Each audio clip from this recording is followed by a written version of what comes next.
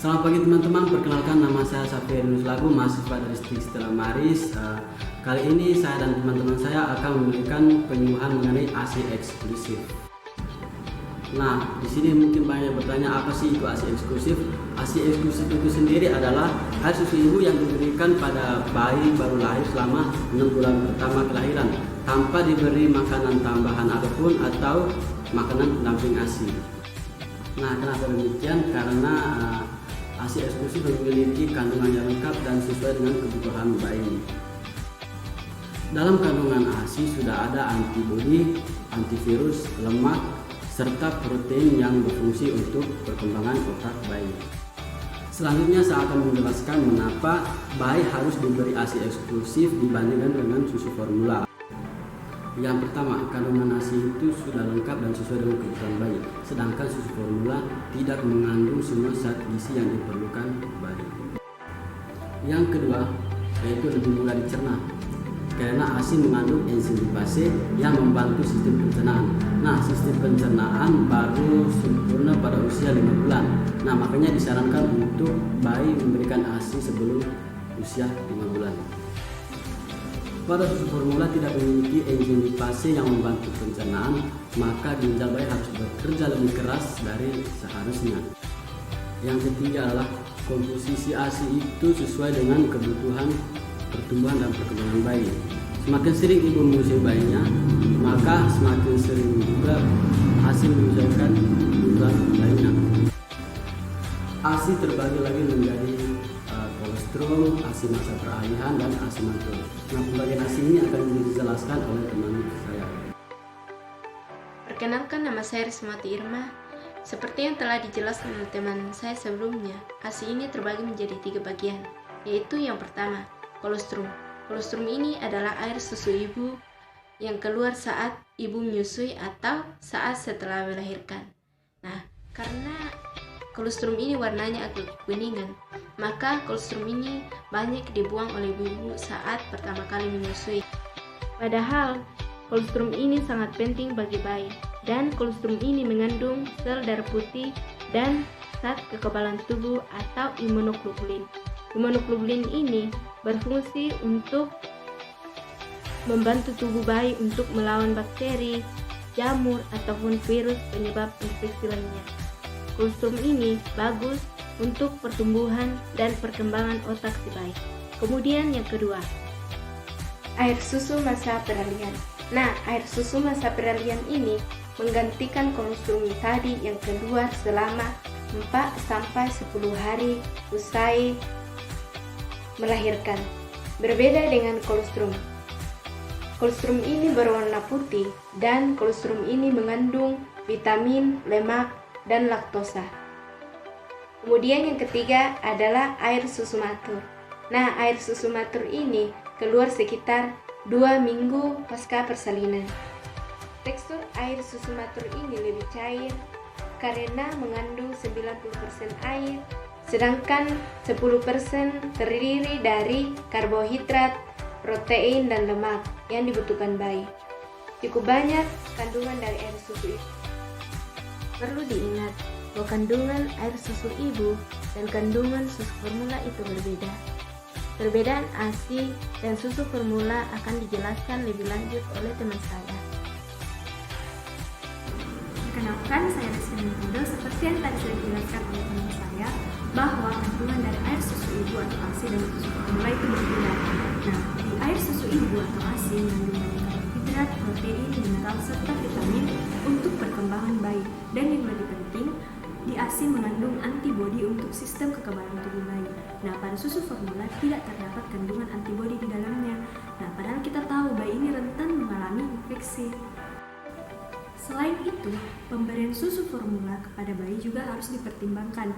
Karena apa? Pada saat kita memberikan susu formula, kita menggunakan dot atau botol susu. Nah, kalau dot atau botol susu ini tidak steril, hal itu bisa menjadi sumber bakteri atau virus penyebab infeksi. Nah, manfaat ASI tidak hanya itu saja.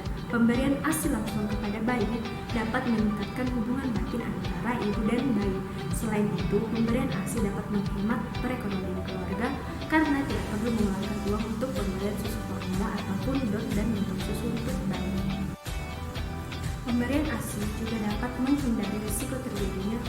kanker payudara ataupun kanker rahim. Karena pada saat menyusui, hormon estrogen itu berkurang. Selain itu, menyusui bayi juga dapat menjadi KB alami karena hormon prolaktin yang menghasilkan air susu itu meningkat pada saat menyusui, sehingga menekan pertumbuhan hormon LH atau luteinizing hormone yang bertugas untuk mengatur frekuensi ovulasi. Nah, bagi ibu yang menyusui, jangan menjadwalkan pemberian ASI eksklusif kepada bayi. ASI harus diberikan sesering mungkin dan selama mungkin saat bayi merasa lapar. Kemudian, hindari penggunaan DOT atau botol susu karena dapat membuat bayi kebingungan untuk mengenali puting ibunya. Nah, kali ini saya akan menjelaskan bagaimana cara menyusui yang baik dan benar. Selamat pagi, Ibu. Ya, pagi. Hari ini saya akan menjelaskan kepada Ibu bagaimana cara menyusui bayi yang baik dan benar. Nah, sebelum menyusui, Ibu baiknya itu mencuci tangan terlebih dahulu. Kenapa? Karena kita tahu tangan itu kan banyak digunakan untuk membunuh benda. Bisa jadi tangan ini menjadi sumber infeksi virus ataupun bakteri. Makanya disarankan kepada ibu yang menyusui, pertama itu kita harus mencuci tangan. Setelah itu cari posisi yang pas untuk menyusui. Pertama, sebelum menyusui, ibu itu harus menggendong bayi dalam posisi satu garis lurus, jangan dikasih miring ataupun terbalik. Kemudian kepala, leher dan punggungnya harus bersama dengan dalam ibu. Terus posisinya itu perut bayi menempel di perut ibu dan hidung dan dagu bayi itu menghadap ke payudara. Harusnya seperti ini. Jangan kasih menghadap lalu lehernya dibuka. Itu kesalahan yang sering dilakukan pada saat menyusui.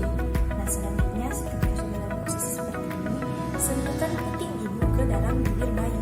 Sentuhkan ke bibir bayi. Kalau bayi merasa lapar, bayi itu akan membuka mulutnya. Nah, pada saat itu ibu bisa mulai menyusui.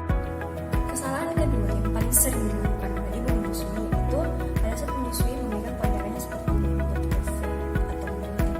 Ini salah karena pada saat kita seperti ini berarti kita membendung kelenjar susunya sehingga asinya itu kadang tidak keluar. Yang bagus itu dipegang dengan posisi huruf C seperti ini dengan 4 jari menyangga payudara dari bawah dan yang di atas itu dipakai untuk mengarahkan putingnya. Nah, selanjutnya pada saat ibu menyusui, ibu harus perhatikan bahwa bukan cuma daerah puting yang masuk semua ke mulut bayi, tapi juga daerah areola atau daerah yang berwarna hitam. Kenapa? Ketika cuma putingnya yang masuk, otomatis putingnya itu akan menyentuh langit-langit atas bayi dan bagian depan, dengan langit-langit itu kasar dan panjang, sehingga bisa putingnya terjadi lecet ataupun nyeri pada saat menyusui. Nah, ketika semua bagian puting dan areolanya yang masuk, otomatis putingnya ini kena di langit-langit di bagian dalam yang lebih lembut dan lebih lunak, sehingga resiko untuk terjadinya lecet pada puting itu sedikit atau bahkan tidak ada. Nah, pada saat menyusui usahakan di satu payudara dulu selama 20-30 menit. Setelah itu baru pindah ke payudara yang lain, ulang lagi cara yang seperti sebelumnya. Saat akan melepaskan perlekatan menyusui, caranya itu kelingking ibu menyentuh sudut bibir bayi, masukkan ke dalam, baru lepaskan secara perlahan-lahan dari putingnya, jangan langsung ditarik.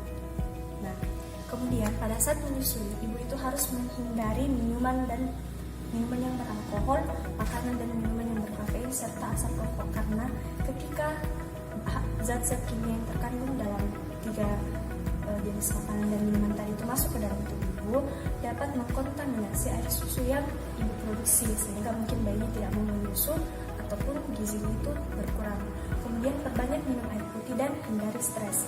Jika ingin menggunakan obat-obatan herbal, usahakan dikonsultasikan dulu kepada dokter. Nah, sekian penjelasan saya tentang menyusui yang baik dan benar. Nah, sekian dari kami penjelasan mengenai ASI eksklusif. Untuk itu disarankan kepada para ibu untuk memberikan ASI eksklusif selama 6 bulan pertama